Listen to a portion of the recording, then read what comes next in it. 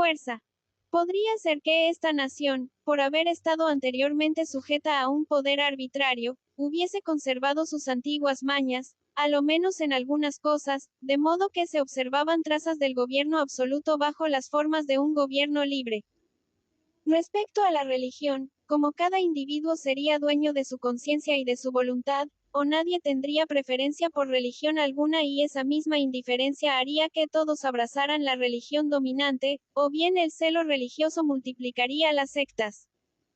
No sería fácil que en semejante país hubiera gente sin ninguna religión, y que, sin embargo, se resistieran a cambiar por otra la que rutinariamente practicaran, pues comprenderían que quien puede meterse en su conciencia también pudiera disponer de su vida y de su fortuna. Si entre las diversas religiones hubiere alguna que haya sido impuesta y haya querido imponerse por la fuerza, indudablemente será esa la más aborrecida, porque nunca la creerían los pueblos compatible con la libertad. Las leyes contra los que profesamos esa religión aborrecida no serían sanguinarias, porque en el régimen de libertad no caben las penas de esa índole, pero sí tan represivas que harían bastante daño. Podría suceder que el clero fuese perdiendo respetabilidad a medida que la adquirieran los otros ciudadanos. En este caso, los propios clérigos preferirían soportar las mismas cargas que sus convecinos, tener los mismos deberes que los laicos, para gozar de iguales consideraciones. Pero, a fin de atraerse el respeto de los demás, aun formando un solo cuerpo con ellos, vivirían más retirados y tendrían más pureza de costumbres. Un clero que no puede proteger la religión ni se siente por ella protegido, ya que no puede imponerla procurará persuadir de su bondad, y brotarán excelentes obras de su pluma para probar la revelación y la providencia del Ser Supremo. Quizá ocurriera que no se le dejara reunirse, que no se le permitiera corregir sus propios abusos, de suerte que por un delirio, por un fanatismo de la libertad se preferiría dejar imperfecta su reforma a tolerar que se reformara por sí mismo. Formando parte las dignidades de la Constitución fundamental, serían más fijas que en otras naciones. Pero, por otro lado, los nobles se acercarían más al pueblo en este país de libertad, resultando que las clases estarían más separadas y las personas más confundidas. Los gobernantes, con un poder que se rehace cada día, que periódicamente se restaura, guardaría más consideraciones a los que les fuesen útiles que a los que les divierten. Habría, pues, menos cortesanos y menos aduladores, habría pocos serviles de esos que hacen pagar a los grandes el vacío de su entendimiento.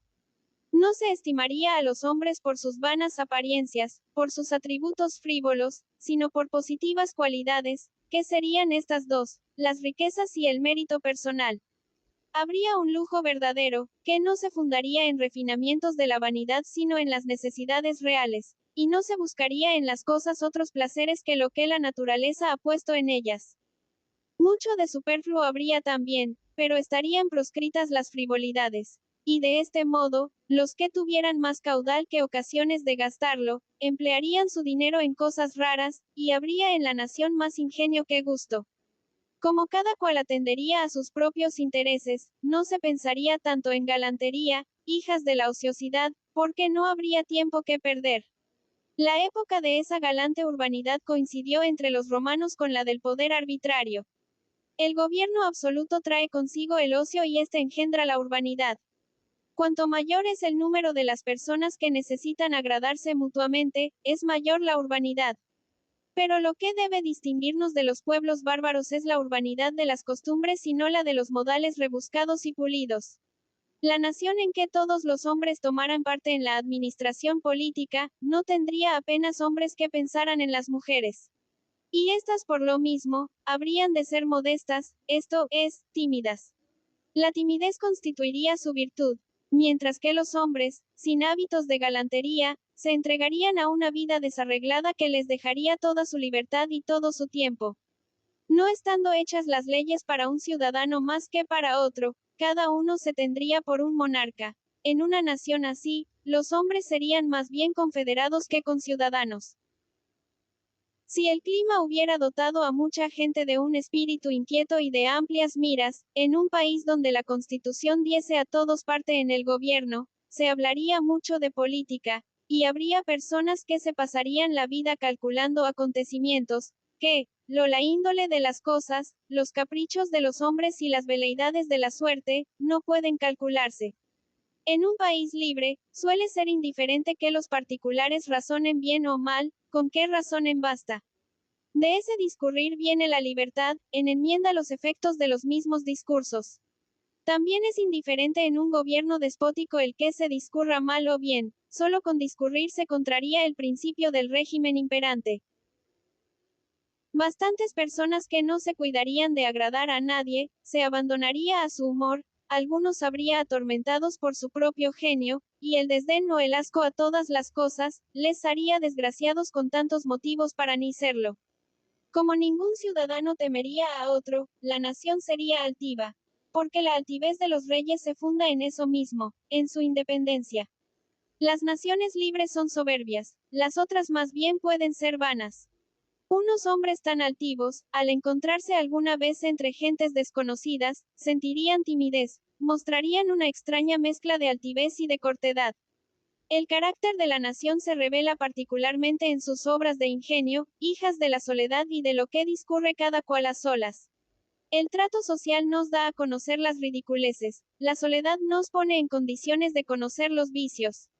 Los escritos satíricos serían sangrientos, veríamos no pocos juvenales antes que saliera algún Horacio. En las monarquías extremadamente absolutas, los historiadores falsin la verdad por no tener libertad para decirla. Y en los estados extremadamente libres, tampoco son veraces, a causa de la misma libertad, que engendrando divisiones y disputas hace a cada uno tan esclavo de sus prejuicios y de los de su partido como lo sería de un déspota. Y los poetas tendrían más frecuentemente la rudeza original de la invención que la delicadeza, hija del gusto, veríamos en ellos algo que los asemejaría más al vigor de Miguel Ángel que a la gracia de Rafael. Libro 20. De las leyes con relación al comercio considerado en su naturaleza y sus condiciones. Docult Maximus Atlas, Virgilio, Eneida. Capítulo 1. Del comercio. Las materias que siguen debieran ser más extensas, pero no lo permite la índole de este trabajo.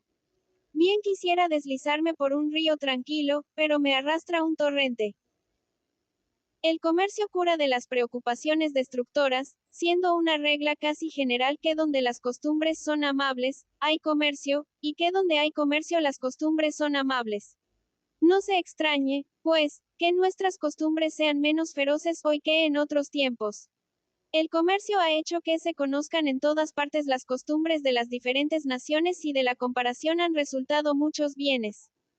Puede asegurarse que las leyes del comercio mejoran las costumbres, por la misma razón que algunas veces las perviertes. Si el comercio corrompe las costumbres puras, y de esto se lamenta Platón, en cambio Pule suaviza las costumbres bárbaras, como se ve diariamente.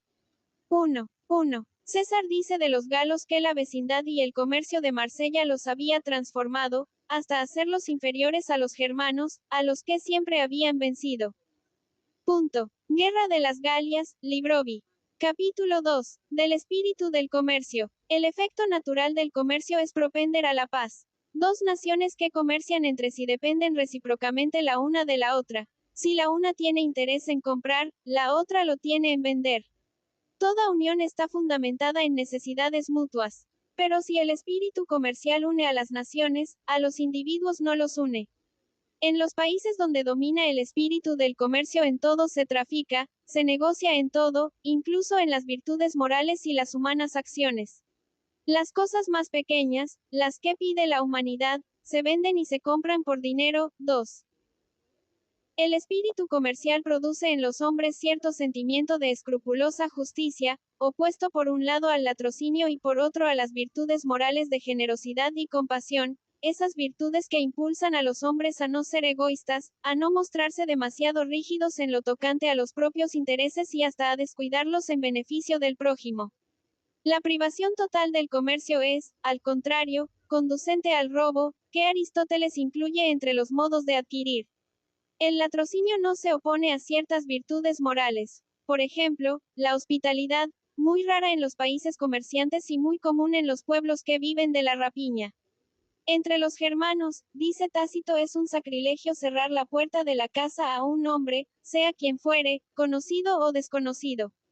El que ha practicado la hospitalidad con un extranjero lo acompaña luego a otra casa donde es recibido con la misma humanidad.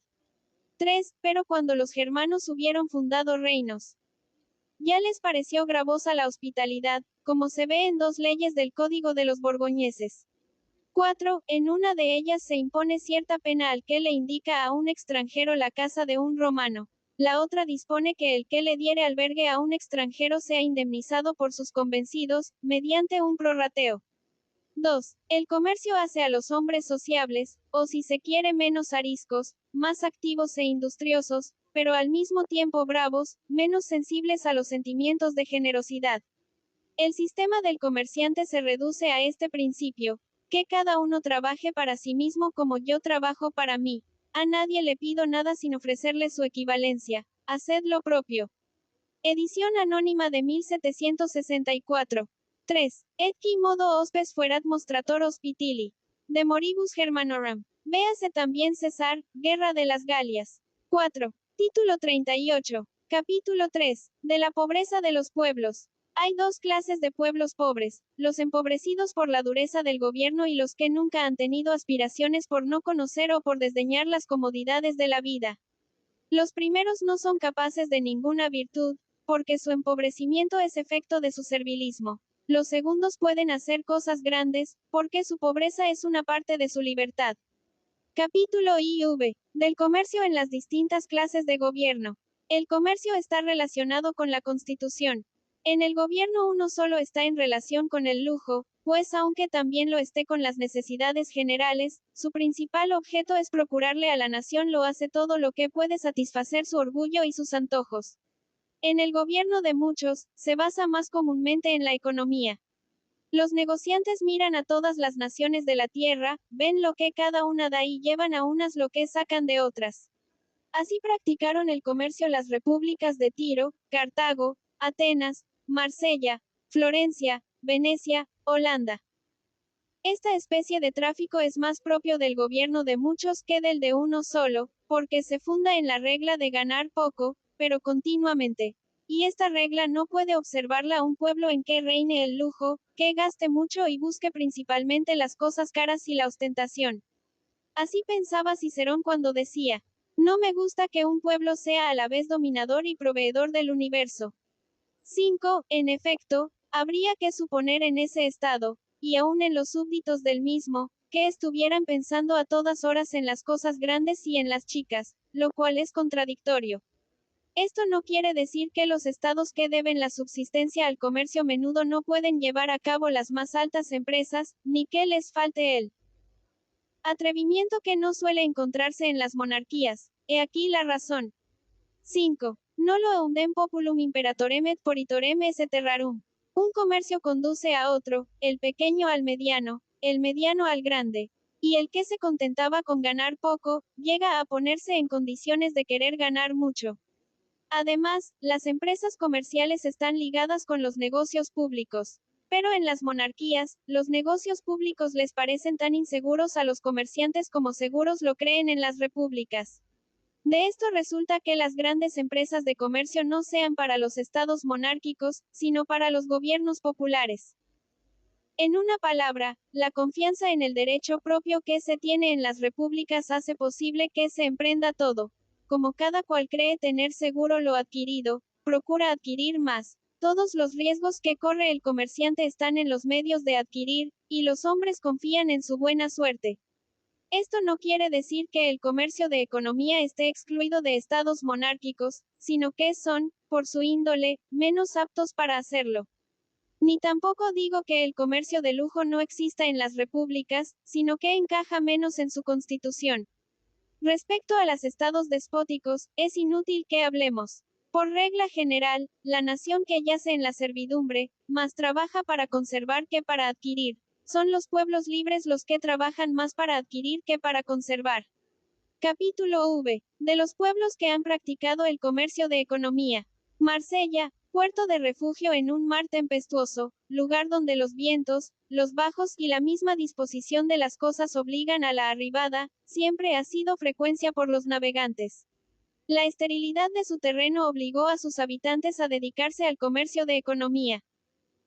Tuvieron que ser laboratorios, para suplir lo que les negaba la naturaleza. Ser justos, por vivir entre pueblos bárbaros que habían de contribuir a su prosperidad. Ser moderados, para vivir tranquilos. Ser sobrios, para poder vivir de un comercio tanto más fácil de conservar cuanto menos lucrativo fuera.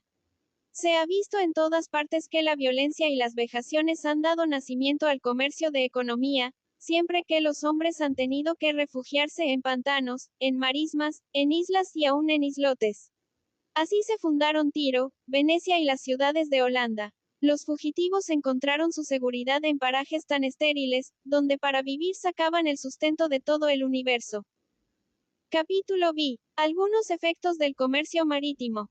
Sucede a veces que un pueblo, comerciando por necesidad, busca en otras partes una mercancía que solamente le sirve para procurarse otras, la utiliza como capital.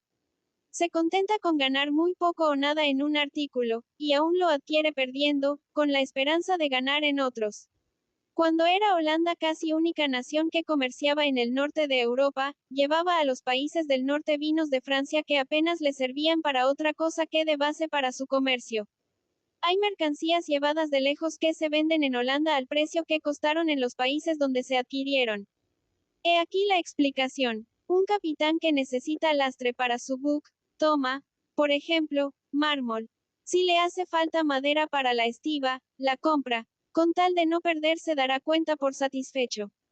Y así tiene Holanda sus canteras y sus montes, o es lo mismo que si los tuviera.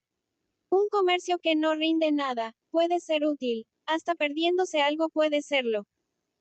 En Holanda oí decir que la pesca de la ballena, en general, no remunera casi nunca el gasto hecho, pero se interesan en esta especulación los constructores del barco, los que han suministrado los aparejos y los víveres, que todos han ganado en los suministros y en las obras más de lo que pierdan en la pesca.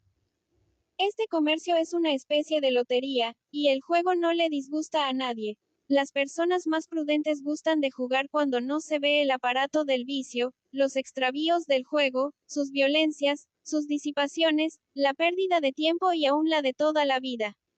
Capítulo 7. Espíritu de Inglaterra en lo TOCANTE al comercio.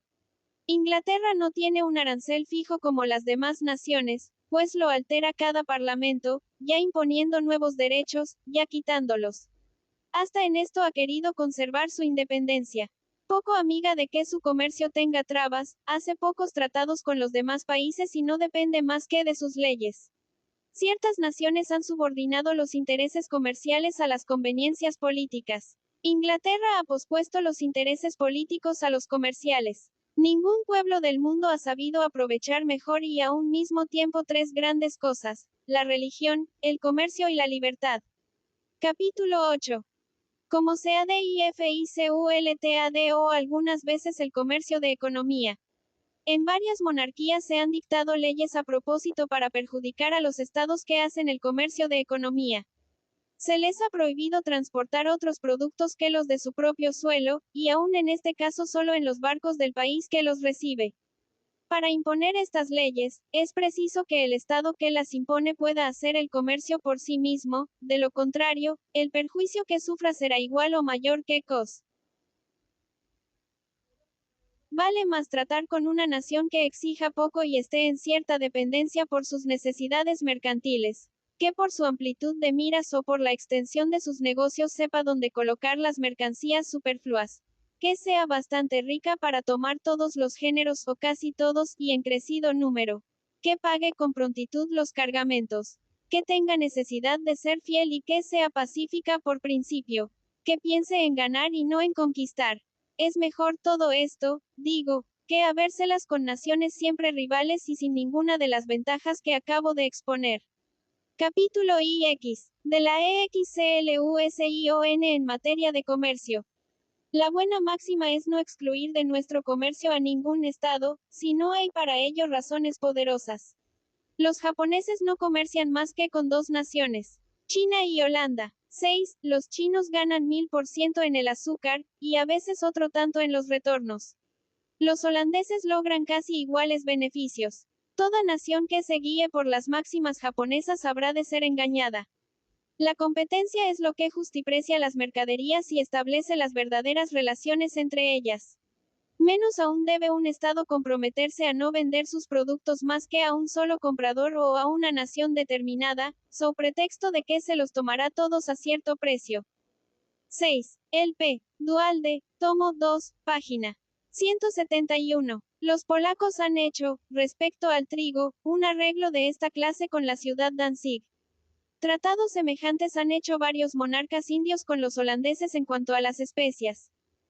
7. Tales convenios solo se explican en una nación pobre, que renuncia a la esperanza de enriquecerse con tal de tener la subsistencia asegurada, o en naciones cuya servidumbre consista en no disponer de las cosas que le ha dado la naturaleza o en hacer con ellas un comercio desventajoso. Capítulo X. Establecimiento que conviene al comercio de economía. En los estados que hacen el comercio de economía se han establecido bancos. Idea feliz, porque los bancos han creado con su crédito nuevos signos de valores. Pero sería un error el fundar esos bancos en estados que hagan comercio de lujo. Establecerlos en países gobernados por un solo es suponer el dinero en una parte y el poder en otra, es decir, en un lado la facultad de tenerlo todo sin ningún poder, y en otro lado todo el poder sin medio para nada. En semejante gobierno, solamente el soberano puede tener un tesoro, y si hubiese otro, caerá en manos del príncipe. Es la razón por la cual las compañías que forman los negociantes para un comercio determinado, rara vez convienen al gobierno de uno solo. Estas compañías dan a las riquezas particulares la fuerza de las públicas. Pero estas fuerzas, dada la índole del régimen, no deben estar en otras manos que las del príncipe. Digo más, no convienen tales compañías ni aun en los estados que hacen el comercio de economía, y si los negocios son tan grandes que se hallan fuera del alcance de los particulares, lo mejor es no poner trabas a la libertad del comercio con esos privilegios. Capítulo C. CONTINUACION de la misma materia. En los estados que hacen el comercio de economía puede establecerse un puerto franco. La economía del Estado, que acompaña siempre a la frugalidad de los 7. Los habían hecho antes con los portugueses. Viajes de F. PIRARD, Cap. 15. Parte segunda. Particulares, da el alma a su comercio de economía. Lo que pierda el gobierno de tributos por la franquicia expresada, se compensa de sobra con la mayor riqueza industrial de la República. Pero en el gobierno monárquico, la franquicia de puertos sería contraria a la razón. Tendría por único efecto aliviar el lujo, descargarlo del peso de los impuestos, y desaparecería el único bien que el lujo pudiera producir, el solo freno que puede contenerlo en semejante constitución política. Capítulo 12. De la libertad de comercio. La libertad del comercio no es una facultad concedida a los comerciantes para que hagan lo que quieran, lo cual sería más bien reducir el comercio a servidumbre. Las trabas que sujetan al comerciante no son trabas puestas al comercio. Precisamente en los países libres es donde el negociante encuentra más obstáculos. En ninguna parte le estorban menos las leyes que en los pueblos sumidos en la esclavitud. Inglaterra prohíbe la exportación de sus lanas. Quiere que el carbón sea transportado por mar a la capital del reino. Los caballos no los dejan salir como estén castrados. Los barcos de sus colonias que comercian en Europa han de fondear en Inglaterra. 8. Con esto favorece el comercio, pero molesta al comerciante. Capítulo 13. Lo que acaba con la libertad de comercio. Donde hay comercio hay aduanas. El objeto del comercio es la exportación de mercancías en provecho del Estado, y las aduanas tienen por objeto que el Estado perciba cierto derecho sobre las mercancías importadas o exportadas. Es necesario, pues, que el Estado se mantenga neutral entre su aduana y su comercio, para que la una y el otro no se perjudiquen. Si esta finalidad se logra, puede decirse que hay libertad de comercio. El fisco puede acabar con el comercio por sus injusticias, por sus vejaciones, por el excesivo de sus impuestos, y además por las dificultades que opone y las 8. Acta de navegación de 1660. Solo en tiempo de guerra han enviado los de Boston y los de Filadelfia sus barcos mercantes al Mediterráneo directamente, a llevar sus productos. Fastidiosas formalidades que exige. En Inglaterra, donde las aduanas están en administración, hay una singular facilidad para el despacho. Una palabra por escrito es suficiente, sin que se le haga perder un tiempo infinito al negociante, ni éste se vea en la necesidad de tener empleados numerosos para zanjar dificultades. Capítulo 14. De las leyes de comercio que contienen la CONFISCACIONDMERCANCIAS. La Carta Magna de los ingleses, 9, prohíbe embargar y confiscar, aun en los casos de guerra, las mercancías de los negociantes extranjeros, a menos que sea por represalias. Es hermoso que la nación inglesa haya conseguido esto como uno de los artículos de su libertad. Durante la guerra que España sostuvo contra Inglaterra en 1740, dio la primera una ley que castigaba con la muerte a los que introdujeran en España géneros ingleses o llevaran a Inglaterra artículos españoles. 10. Semejante providencia no creo que tenga igual nada más que en el Japón. Es contraria a nuestras costumbres, al espíritu de comercio y a la armonía que debe de hacer en la proporción de las penas. Confunde las ideas, considerando crimen de Estado una simple infracción de policía. Capítulo 15. De la PRISION por deudas. Solón ordenó en Atenas, 11, que no se privara de la libertad por deudas civiles. Tomó esta ley de Egipto, 12, donde Bochoris la había establecido y Sesostris la había renovado. 9. Juan sin tierra, en los comienzos del siglo XIII, perdió la estimación de sus vasallos por haber hecho donación de su reino al Papa Inocencio III. Todos los varones de Inglaterra se ligaron entonces contra el rey, y le reclamaron la configuración de la Carta de Enrique I que, hasta aquella fecha, no se había puesto en vigor. Empezó el rey por negarse, pero pronto lo obligaron a conceder todo lo que le habían pedido y un poco más. Aumentó considerablemente las prerrogativas de los nobles en detrimento de la corona, y el acta que otorgaba aquellas concesiones, conocida por el nombre de Carta Magna, es todavía la base fundamental de las libertades de Inglaterra. 10. Esta ley fue publicada en Cádiz en el mes de marzo de 1740. 11. Véase Plutarco. 12. Diodoro, libro 1, parte 2, cap. LXXIX. Excelente ley en materias civiles, 13, ordinarias, pero nosotros hacemos bien no admitiéndola en asuntos mercantiles. Obligados los negociantes a confiar crecidas sumas por tiempo a veces muy corto, necesitando recobrarlas para pagar ellos mismos y conservar su crédito, preciso es que el deudor le pague en la fecha convenida, y esto supone la prisión por deudas. En los pleitos que nacen de los contratos civiles ordinarios, la ley no debe prescribirla, porque debe atender antes a la libertad de un ciudadano que al interés de otro. Pero en las convenciones comerciales, debe atender más a la conveniencia general que a la libertad de un ciudadano cualquiera, lo cual no impide las restricciones y limitaciones que dicta la humanidad y requiere la buena policía. Capítulo 16. Buena ley. La de Ginebra, que excluye de todas las magistraturas a los hijos de los que vivieron o murieron insolventes, mientras no paguen las deudas de su padre, es una buena ley. Produce el efecto de inspirar confianza en los negociantes y en los magistrados. La fe particular adquiere la fuerza de la fe pública. Capítulo 17.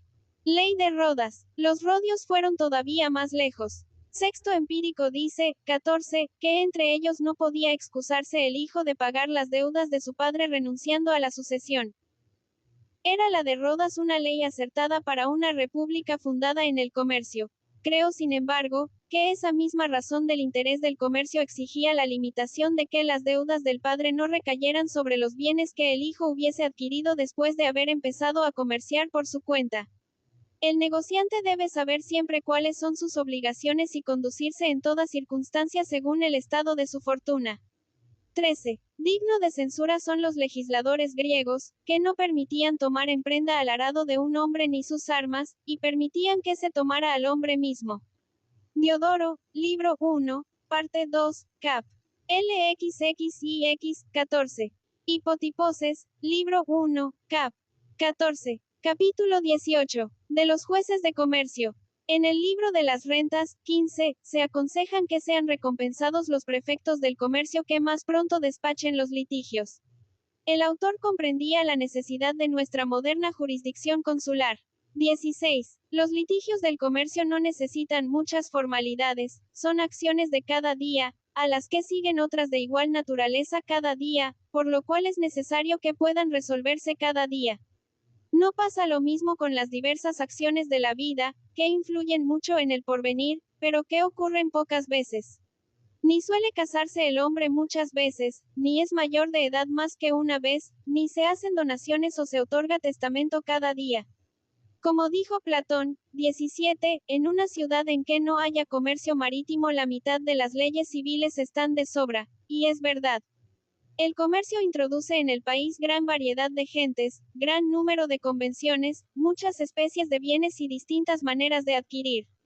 Por eso en las ciudades mercantiles, hay menos jueces y más leyes. Capítulo 19. El príncipe no debe comerciar. Teófilo mandó quemar un barco al verlo cargado de mercancías para Teodora, su mujer, a la que le dijo: Soy emperador y me haces patrón de una galera. ¿En qué ganarán la vida los que son pobres si nosotros nos dedicamos a su oficio? Habría podido agregar: ¿Quién nos reprimirá si hacemos monopolios? ¿Quién nos obligará a cumplir nuestros compromisos? Bastará que comerciemos nosotros para que hagan lo mismo nuestros cortesanos, y ellos serán ciertamente más codiciosos y más injustos que nosotros. El pueblo tiene confianza en mi justicia, no en mi opulencia. Los impuestos que lo reducen a la miseria son pruebas seguras de la miseria nuestra. 15. Genofonte, de Proventibus, cap. 3. 16. Ya en el Bajo Imperio tenían los romanos esta especie de jurisdicción para los nautas. 17. De las leyes, libro 8. Capítulo XX. CONTINUACION del mismo asunto. Cuando los portugueses y los españoles dominaban en las Indias Orientales, el comercio tenía ramas tan ricas y tentadoras que los príncipes se las apropiaron. Esto causó la ruina de sus establecimientos en aquellas latitudes. El virrey de Goa concedía privilegios exclusivos a particulares. No se tiene confianza en esa clase de gente. Se interrumpe el tráfico por el continuo cambio de concesionarios. Ninguno de estos se interesa por la prosperidad del comercio que se le confía, importándole nada que sea negocio perdido para su sucesor. Y el provecho queda en pocas manos y se difunde poco. Capítulo 21. Del comercio de la nobleza en la monarquía. Es contrario al espíritu del comercio que lo practique la nobleza en una monarquía. Sería perjudicial, decían los emperadores Honorio y Teodosio, y entorpecía en sus compras y ventas a los plebeyos y a los traficantes. Y no es menos contrario al espíritu de la monarquía el que los nobles se hagan mercaderes. El uso que en Inglaterra permite a la nobleza comerciar, es una de las cosas que más han contribuido a desprestigiar el gobierno monárquico. Capítulo 22. REFLEXION particular. Hay muchas personas que, al ver lo que se hace en otros países, piensan que convendría en Francia dictar leyes que impulsaran a los nobles a dedicarse al comercio. Esto equivaldría a destruir la nobleza sin utilidad para el comercio. Está muy bien lo que se practica en Francia. Los comerciantes no son nobles, pero pueden llegar a serlo. Las leyes que ordenan a cada uno vivir en su profesión, permanecer en ella y aún transmitirla a sus hijos, no son ni pueden ser útiles más que en los estados despóticos, 18, en los cuales nadie puede ni debe sentir emulación. No me diga que cada uno desempeñará mejor su profesión cuando no pueda dejarla por otra. Yo digo lo contrario, que la desempeñará mejor cuando los que sobresalgan esperen ascender. La adquisición de títulos nobiliarios por dinero es un estímulo para los negociantes, que así pueden alcanzarlos. No examino si se hace mal o bien en dar a las riquezas el premio que se debe a la virtud, pero hay gobierno en que esto puede ser útil. En Francia, donde la toga ocupa una posición intermedia entre la nobleza y el pueblo, ya que participa de los privilegios de la primera sin tener su brillo, el cuerpo depositario de las leyes puede salir de la medianía en que permanecen los particulares. Es una profesión honrosa, en la que no hay manera de distinguirse como no sea por el talento, por el mérito, por la virtud, y en la que puede aspirarse a más elevada posición. La nobleza guerrera que cree vergonzoso hacer fortuna si no es para disiparla, y otra parte de la nación que cuando no espera enriquecerse espera honrarse, todo ello ha contribuido a la grandeza del reino. Y si al cabo de 2 siglos ha aumentado sin cesar su poder, hay que atribuirlo a la bondad de sus leyes, no a la fortuna, pues no tiene esta especie de constancia. Capítulo 23. ¿A qué naciones les es perjudicial la práctica del comercio? Las riquezas consisten en tierras o en efectos muebles. Generalmente las tierras de cada país las poseen sus habitantes. En muchos estados hay leyes que retraen a los extranjeros de adquirir tierras, y como estas, además, exigen la presencia del dueño para ser productivas, resulta que la riqueza inmueble pertenece a cada estado. Pero los bienes muebles, como el dinero, los pagarés, las letras de cambio, las acciones de las compañías, los barcos, todas las mercaderías, pertenecen al mundo entero que, en esta relación no compone más que un Estado, del cual son miembros todas las sociedades. El pueblo que posee más efectos de estos que hemos citado, es el más rico. Algunos estados tienen gran cantidad de ellos, adquiridos con sus productos, con el trabajo de sus obreros, con su industria, con sus descubrimientos y algunas veces hasta por obra de la casualidad. La avaricia de las naciones se disputa los bienes muebles de todo el universo. Puede haber algún estado que carezca de los efectos muebles de otros países y aún de la casi totalidad de los suyos, en este. 18. En efecto, eso es lo que suele hallarse establecido en dichos estados. Caso, los terratenientes no son verdaderos propietarios sino más bien colonos de los extranjeros. Un estado así carecerá de todo y no podrá adquirir nada. Para él hubiera sido mejor no comerciar con ninguna otra nación del mundo, pues el comercio es quien, por las circunstancias, le ha llevado a la pobreza. El país que exporta constantemente menos de lo que recibe, se equilibra él mismo empobreciéndose. Recibirá cada vez menos hasta que, en ruina completa, no reciba nada. En los países comerciantes, el dinero que se va no tarda en volver, porque lo deben los estados que lo hayan recibido. Pero en las naciones de que venimos hablando no vuelven nunca, porque no deben nada los que lo han recibido. El reino de Polonia puede servir de ejemplo. Este país no posee ningún efecto mueble, aparte del trigo que produce. Algunos señores son allí propietarios de provincias enteras, y no cesan de apremiar a los labradores para que les den mayor cantidad de trigo a fin de enviarlo al extranjero en pago de las cosas que les exige el lujo.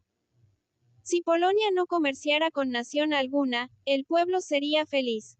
Como los magnates no tendrán más que trigo, se lo repartían a sus labradores para que vivieran, y resultándoles gravosas unas propiedades tan extensas, acabarían por repartirlas entre sus colonos.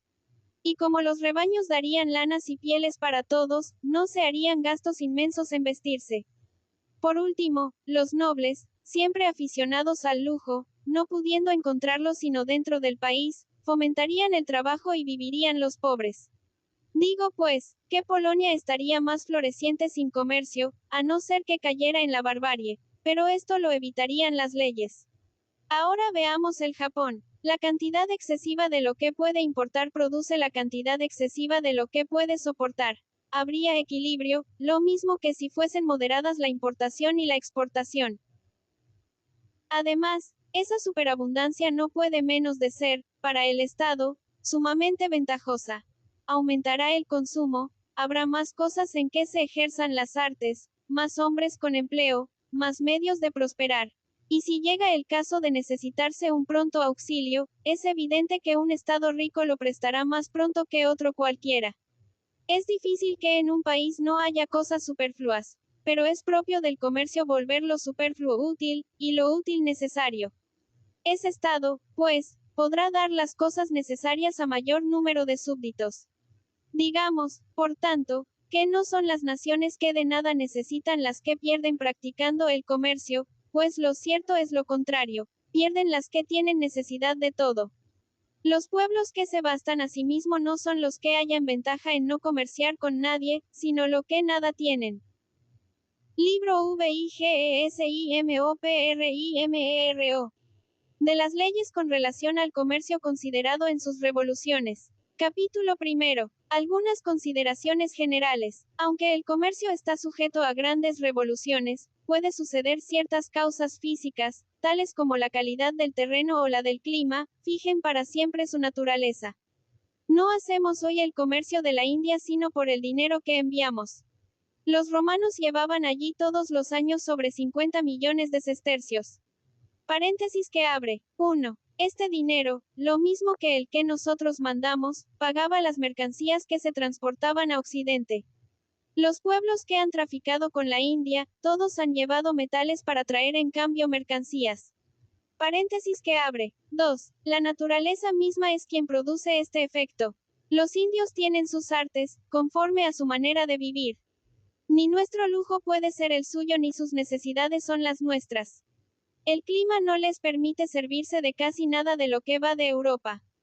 Andan casi desnudos y el país les da los vestidos convenientes. Su religión, ¿qué tanto puede en ellos?, les obliga a alimentarse de otra manera que nosotros y aún les inspira repugnancia a nuestros alimentos. No necesitan más que nuestros metales, que son los signos de los valores, y en cambio de ellos nos dan los productos que su frugalidad y la naturaleza del país les proporcionan abundantemente. Los autores antiguos que han hablado de la India la describen, en cuanto a sus reglas y costumbres, tal como la vemos hoy. 3. La India ha sido y ha de ser en todo tiempo lo que es en la actualidad. Los que quieren negociar allí podrán llevar dinero. Traerlo, no. Capítulo 2. De los pueblos de África. La mayor parte de los pueblos de las costas de África son salvajes o bárbaros. Yo creo que esto proviene de que allí están separados por países casi inhabitables aquellos otros que pueden ser habitados. No tienen industria, no conocen las artes y poseen abundancia de metales preciosos que reciben inmediatamente de manos de la naturaleza. Todos los pueblos civilizados pueden, por lo tanto, negociar allí, ventajosamente, ofreciendo a aquellos pueblos y haciéndoles estimar objetos sin valor, y cobrándoles un crecido precio. Capítulo 3. Las necesidades de los pueblos del mediodía son diferentes de las de los del norte. Hay en Europa una especie de balanceo entre las naciones del mediodía y las del norte. Las primeras tienen para la vida todo género de comodidades y pocas necesidades. Las segundas al revés, muchas necesidades y pocas comodidades. Las primeras han recibido mucho de la naturaleza y le piden poco, a las segundas les ha dado poco y ellas le piden mucho. El equilibrio se mantiene gracias a la pereza que la misma naturaleza ha dado a las naciones del mediodía y a la actividad que ha dado a las del norte. Las del norte no tienen más remedio que trabajar mucho, sin lo cual carecerían de todo y vivirán en la barbarie. La inactividad de las del mediodía es la causa de que en ellas se haya naturalizado la servidumbre. Como pueden prescribir de las riquezas, más fácilmente prescinden de la libertad. A los pueblos del norte no puede faltarles la libertad, ya que ella les proporciona más medios de lucha para satisfacer todas sus necesidades. Los pueblos del norte se hallan en un estado forzado, si no son libres o bárbaros. Los del sur en un estado violento, si no son esclavos. Capítulo IV. Principales diferencias entre el comercio de los antiguos y el actual. Llega el mundo algunas veces a situaciones que cambian la forma del comercio. En la actualidad, el comercio de Europa se hace principalmente del norte a sur. La diferencia de limar es causa de que unos pueblos tengan necesidad de los productos de otros. Así, por ejemplo, se llevan al norte los vinos del mediodía, lo que origina un comercio que no conocieron los antiguos. Por eso antiguamente se medía la capacidad de los barcos por celemines de trigo y ahora por toneladas, medida de los líquidos. El comercio antiguo de que tengamos conocimiento se hacía entre los puertos del Mediterráneo y estaba casi limitado al mediodía. Y ahora apenas si comercian entre sí los pueblos de igual clima, porque tienen todos ellos las mismas cosas. En la razón por la cual no era el comercio Europa en otras épocas tan extenso como en nuestros días. No hay contradicción entre esto y lo que he dicho antes de nuestro comercio con las Indias. La diferencia excesiva de los climas da por resultado que las necesidades recíprocas sean nulas. Capítulo V. Otras diferencias. El comercio, unas veces destruido por los conquistadores y otras veces paralizado por los monarcas, recorre toda la tierra. Huye de donde se ve oprimido y descansa donde se le deja respirar. Hoy reina donde antes no había más que desiertos, mares y rocas, donde ayer reinó ya no hay más que desiertos. Al ver hoy la Cólquide convertida en una vasta selva, donde el pueblo en disminución constante no defiende su libertad sino para venderse a los turcos y a los persas, nadie creería que esta comarca, en tiempo de los romanos, hubiera tenido ciudades populosas cuyo comercio atraía a todas las naciones del mundo. Hoy no se encuentra allí ningún monumento, ningún vestigio de su prosperidad. Para encontrar las huellas de grandeza tanta, hay que buscarlas en Plinio. 4. Y. Estrabón. Paréntesis que abre. 5. La historia del comercio es la de la comunicación de los pueblos. Sus diversas destrucciones, el flujo y reflujo de habitantes, su crecimiento y ruina, constituyen los acontecimientos principales de la historia del comercio. Capítulo B. Del comercio de los antiguos. Los tesoros inmensos de Semíramis. 6. Que no pudieron reunirse en poco tiempo. Nos hacen pensar que los asirios habían saqueado a otras naciones ricas, como otros pueblos se enriquecieron más tarde saqueándolos a ellos. Las riquezas de las naciones son hijas del comercio. El efecto de esas riquezas es el lujo. La consecuencia del lujo es el progreso de las artes. Elevadas estas a la perfección que alcanzaron en tiempo de Semíramis, indican la preexistencia de un comercio grande. Era, en efecto, muy considerable el comercio de lujo en los imperios de Asia. La historia del lujo sería una parte muy interesante de la historia del comercio. El lujo de los persas era el de los medos, como el de los medos el de los asirios. Ha habido grandes mudanzas en Asia. El nordeste de Persia, la Hircania, la Margiana, etc., que un tiempo fueron llanuras sembradas de ciudades florecientes. 7. Ya no son más que tristes soledades. El norte. 8. De este imperio. Es decir, el istmo que separa el mar Caspio del mar Negro, estaba poblado por naciones y ciudades que ya no existen. Eratóstenes y Aristóbulo sabían por Patroclo. 9. Que las mercancías de la India llegaban al Ponto Eugino, hoy Mar Negro, por el río Oxo, hoy Amudaria.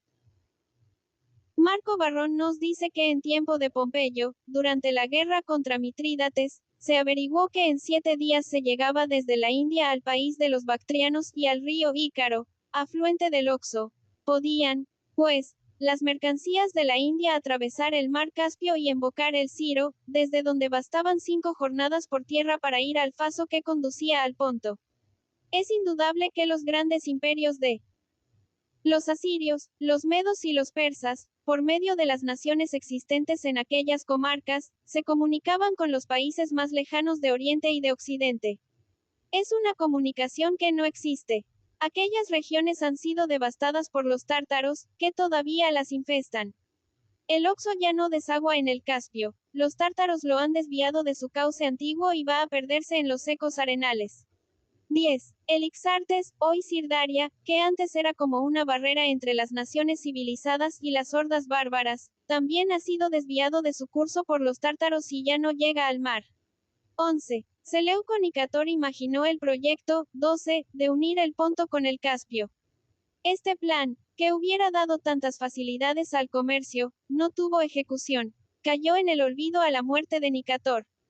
13. No se sabe si hubiera podido ejecutarlo por el istmo que separa los dos mares. Se trata de un país mal conocido actualmente, cubierto de bosques y muy poco poblado. No escasean en él las aguas, porque descienden del Cáucaso numerosos ríos. Pero el mismo Cáucaso hubiera sido un obstáculo para ejecutar la obra, sobre todo en una época en la que se desconocía el arte de construir esclusas. Además, la cordillera ocupa la mayor parte del istmo. 14. Pudiera pensarse que Seleuco Nicator se proponía conseguir la unión de los dos mares en el mismo lugar donde lo hizo después el emperador Pedro I, de Rusia, esto es, en la lengua de tierra donde el Tanais se acerca al Volga, pero aún no se había descubierto el norte del mar Caspio. Cuando había en los imperios asiáticos un gran comercio de lujo, la República de Tiro hacía un comercio de economía en toda la tierra. Bochard ha consagrado el primer libro de su Canaán a enumerar las colonias que fundaron los tirios en todos los litorales. Pasaron de las columnas de Hércules y tuvieron establecimientos en las costas del Atlántico. 15. En aquellos tiempos no podían los navegantes alejarse de las costas, que eran su brújula, por decirlo así. Los viajes eran largos y penosos. Las penas y fatigas que Ulises tuvo en su navegación han sido tema fecundo, el más bello poema que existe, después del que es el primero y más célebre de todos. El escaso conocimiento que la mayor parte de los pueblos poseían de los países distantes, favorecía a las naciones que se dedicaban al comercio de economía, pues ponían en sus operaciones, haciéndolas valer, todas las sombras que se les antojaban. Los pueblos ignorantes siempre son engañados por los inteligentes. Egipto, alejado por su religión y sus costumbres de todo trato con los demás países, no hacía comercio exterior, gozaba de un suelo fértil y abundante.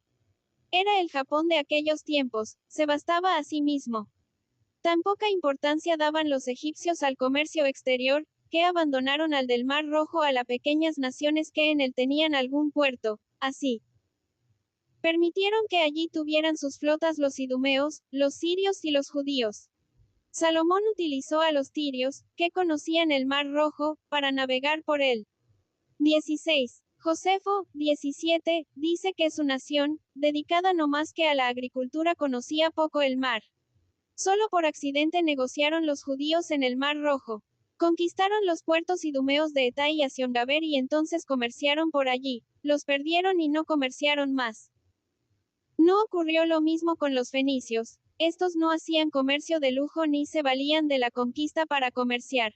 Por su industria, su destreza, la actividad y la frugalidad que los distinguía y el valor con que arrastraban las fatigas y los riegos, se hicieron necesarios a todas las naciones del mundo conocido. 15. Se establecieron en Cádiz. 16. Libro 3 de los Reyes, Cap. IX. 17. Contra Apión. Los pueblos vecinos al Mar Rojo no traficaban más que en él y en África. Así lo prueba el asombro universal que produjo el descubrimiento del Océano Índico por Alejandro. Hemos dicho, 18, que todos llevan a la India metales preciosos y que no los traen. 19. Las flautas judías que los traían por el Mar Rojo, venían de África, no de la India. Y digo más, venían de la costa oriental de África. Los barcos de aquel tiempo no podían alejarse de la costa. Bien sé que las flotas de Salomón y Josafat tardaban 3 años en volver de sus expediciones, pero la tardanza en regresar no prueba que fuera mucha la distancia recorrida. Plinio, 20, y Estrabón, 21, nos dicen que los barcos de junco de la India y del Mar Rojo, tardaban una veintena de días en recorrer la distancia que andaban en 7 días las embarcaciones griegas y romanas. Según esta proporción, el viaje de 3 años de las naves salomónicas lo hubieran hecho en un año las flotas de Roma y las de Grecia. 2 naves de diferente andar no rinden viaje en tiempos proporcionales al andar de cada una. La lentitud es causa algunas veces de mayores lentitudes.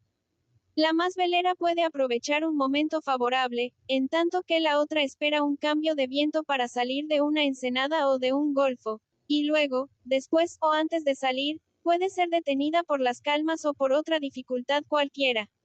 La lentitud de las naves de la India, que andaban la tercera parte que las griegas y romanas, se explica por lo que pasa en la marina moderna. Las naves indias, hechas de juncos, tenían menos calado que las romanas y griegas, construidas de madera con herrajes. Pueden compararse aquellos barcos indios con los de algunas de las naciones actuales cuyos puertos ofrecen poco fondo, cual le ocurre al de Venecia, y en general, a los de Italia. 22, a los del mar Báltico y a los de Holanda. 23, los barcos de estos países, para poder entrar y salir en tales puertos, son de una construcción especial, anchos y redondos, al contrario de los que tienen buenos puertos, que son afilados, si así puede decirse, para que entren más hondamente en el agua. Esta última construcción les permite navegar con vientos menos propicios, en tanto que los primeros navegan mal si el viento no es de popa. 18. En el cap. Y de este libro. 19. La proporción establecida en Europa entre el oro y la plata puede aconsejar alguna vez que se traiga oro de la India en vez de plata, pero el beneficio no puede ser mucho. 20. Libro 6, cap. 22, 21. Libro 15, 22. Casi no hay más que erradas en sus costas, pero Sicilia tiene hermosos puentes. 23. Me refiero a la provincia de este nombre, porque la provincia holandesa de Zelanda tiene puertos profundos. De aquí resulta que los barcos redondos tardan más en sus viajes. Primero, porque pierden mucho tiempo en espera de un viento favorable, sobre todo si han de cambiar frecuentemente de rumbo. Segundo, porque no pueden llevar tantas velas como los otros. Y si ahora, cuando las artes náuticas se han perfeccionado tanto, se notan las diferencias, ¿qué no sería en las embarcaciones de la antigüedad? Me cuesta algún trabajo pasar a otra cuestión. Los barcos de las Indias eran muy pequeños, los de los griegos y los de los romanos, salvo los construidos por ostentación, eran menores que los nuestros. Ahora bien, cuanto más chico es un navío, tanto mayor es el peligro que corre en un temporal. Barcos hay que zozobran en una vulgar tormenta que apenas haría dar bandazos a otros barcos. Cuanto más un cuerpo excede a otro en tamaño, tanto menor es, relativamente, la superficie del mismo, de los cual resulta que un barco pequeño es menor que en uno grande la diferencia entre la superficie y la carga que puede transportar. Sabemos que, por regla general, se le pone a toda nave un poco igual al de la mitad del agua que podría contener. Si la nave tiene cabida para 800 pipas de agua, su carga será la equivalente a 400 pipas. Si otra nave no tiene capacidad más que para 400, su carga será de 200. Así la relación del tamaño con la carga máxima será de 8 a 4 en la primera nave y de 4 a 2 en la segunda. Suponiendo que la superficie de la mayor es a la superficie de la menor como 8 es a 6, la superficie de la última es a su carga como 6 a 2, mientras que en la primera la relación es de 8 a 4. Y como el oleaje del mar y la acción de los vientos no obran más que sobre la superficie, la nave grande, favorecida por el peso, resistirá mejor que la pequeña al ímpetu del viento y de las olas. Capítulo 7. Del comercio de los griegos. Los primeros griegos eran todos piratas. Minos, que tuvo el imperio del mar, lo debió sin duda a que fue más afortunado que los otros en sus piraterías. Sin embargo, su dominación no traspasaba las aguas de su isla. Más adelante, cuando Grecia llegó a ser una gran nación, la reina del mar fue Atenas, porque los atenienses, comerciantes y victoriosos, dictaron la ley al monarca más poderoso de aquel tiempo, 24, y vencieron a las naves de Siria, de Chipre y de Francia. Diré algo de este dominio del mar que tuvo Atenas. Atenas, escribe Genofonte, 24, posee el dominio del mar. Pero como el Ática se comunica por tierra, los bárbaros la invaden y saquean mientras los atenienses emprenden expediciones. Los principales dejan que los enemigos devasten sus tierras, pero ponen en seguridad sus bienes muebles depositándolos en alguna isla. El populacho, que no tiene tierras, está libre de inquietudes. Si los atenienses vivieran en una isla, podrían causar daños a los otros sin recibirlo ellos, ya que son dueños del mar. Se diría que Genofonte quería hablar de Inglaterra. Atenas, con 1000 proyectos de gloria. Atenas, que aumentaba la rivalidad sin aumentar la influencia, más cuidadosa de ensanchar su imperio marítimo que de disfrutarlo. Con un régimen político en el cual podían las clases inferiores repartirse las rentas públicas, mientras los acaudalados eran oprimidos, no hizo el gran comercio que le permitían el trabajo de sus minas, la multitud de sus esclavos, el número de sus marineros, su autoridad sobre las ciudades griegas y, más que todo, las sabias instituciones de Solón. Su tráfico se redujo casi exclusivamente a Grecia y al Ponto Eugino, de donde sacaba todas las subsistencias. En un tiempo en que Grecia era un mundo y las ciudades-naciones, la de Corinto era la de mayor importancia por su admirable situación entre dos mares. Abría y cerraba el Peloponeso, abría y cerraba la Grecia, tenía más movimiento comercial que Atenas y poseía dos puertos, uno para recibir las mercancías de Asia y otro para las de Italia.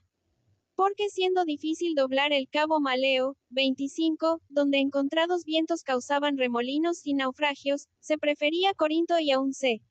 24. El rey de Persia, 24, de Republic. Adán, cap. 2, 25. ESTRABON, libro 8. Hacían pasar los barcos por tierra de un mar a otro. En ninguna otra ciudad se llevó tan lejos el cultivo de las artes. La religión acabó de corromper lo que no había corrompido del todo la opulencia. Se erigió en Corinto un templo a Venus, donde fueron consagradas más de 1000 cortesanas. y de aquel seminario salieron casi todas las beldades célebres, de las que Ateneo tuvo el atrevimiento de escribir la historia. Según parece, en tiempo de Homero la opulencia griega residía en Rodas, en Corinto y en Orcomenes. Júpiter, dice Homero, 26, amó a los rodios y les dio grandes riquezas. A Corinto le da el epíteto de rica, 26ª. Rodas y Corinto conservaron su poder. Orcomenes lo perdió, llegando a ser una de tantas pequeñas ciudades griegas. Antes de Homero, los griegos no habían comerciado más que entre ellos y con algún bárbaro. Extendieron su dominación y sus negocios a medida que fueron formando nuevos pueblos. Grecia era una península, cuyos cabos parecían haber hecho que retrocediera el mar y cuyos golfos parecían abiertos para recibirlo. Basta echar una ojeada a Grecia para observar que es un país pequeño con extensas costas. En torno de estas, formaban sus colonias una circunferencia dilatada. Aquellas colonias le hacían ver a Grecia toda la parte del mundo que era bárbara.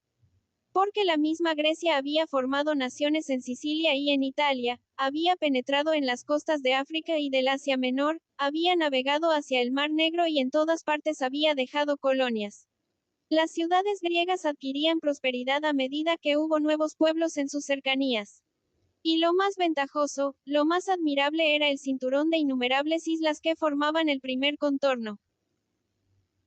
¿Qué causas de prosperidad no serían para Grecia las fiestas que daba el universo entero? Los templos que recibían de todos los monarcas, los juegos a que de todas partes acudían numerosas gentes, los oráculos que excitaban la curiosidad de todas las naciones, en fin, el gusto y las artes, llevadas estas últimas a tan acabada perfección que es preciso no conocerlas para tener esperanza de superarlas. Capítulo 8. De Alejandro. Su conquista. 4 acontecimientos de la época de Alejandro hicieron en el comercio una gran revolución. La toma de Tiro, la conquista de Egipto, la de la India y el descubrimiento del mar situado al sur de este último país. 26. Ilíada, libro 9, v. 668, 26ª, Ibid, v. 570. El imperio de los persas llegaba hasta el Indo. 27. Mucho antes de Alejandro, Darío, 28, envió navegantes que, siguiendo el curso de aquel río, bajaron hasta el Mar Rojo.